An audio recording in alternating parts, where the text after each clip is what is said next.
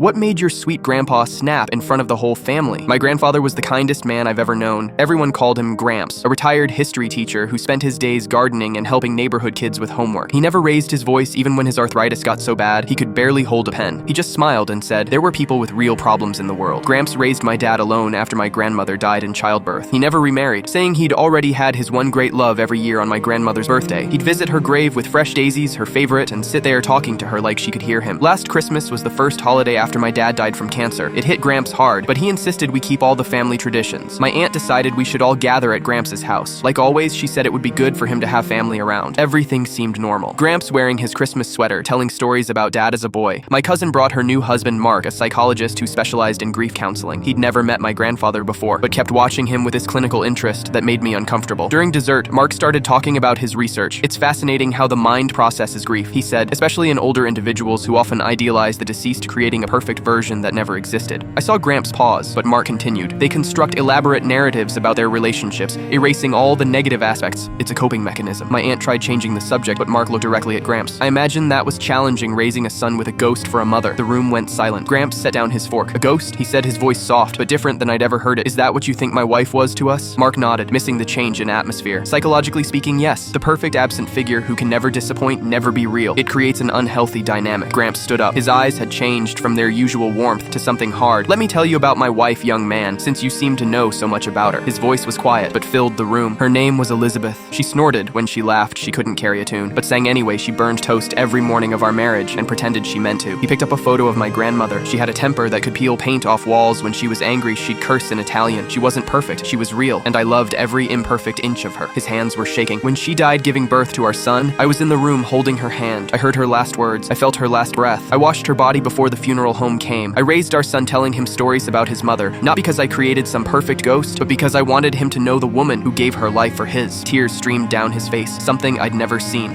For 63 years, I've lived with her absence, felt it every morning. When I wake up alone, I didn't create a myth. Young man, I preserved a memory. I honored a love that was messy and real and hard and wonderful. He looked around at all of us. And I did not raise my son with a ghost. I raised him with love as a father and mother both. So don't you dare tell me about my wife or my grief when you know nothing about any of it. Then he slammed his hand on the table. Get out, he said to Mark. Now! Mark stammered an apology, but Gramps just pointed to the door. They left quickly. The rest of us sat in stunned silence. After a moment, Gramps seemed to deflate, all the anger leaving him. He whispered, I'm sorry, and left the room. My aunt started to follow, but my uncle stopped her. Give him space, he said. Some wounds never heal. Later, I found Gramps in the garden, looking at stars. I sat beside him without speaking. After a while, he said, you know what I miss most about your grandmother and your father? The way they really knew me, not some idea of me, but me with all my flaws. That's what love is, knowing someone completely and staying anyway.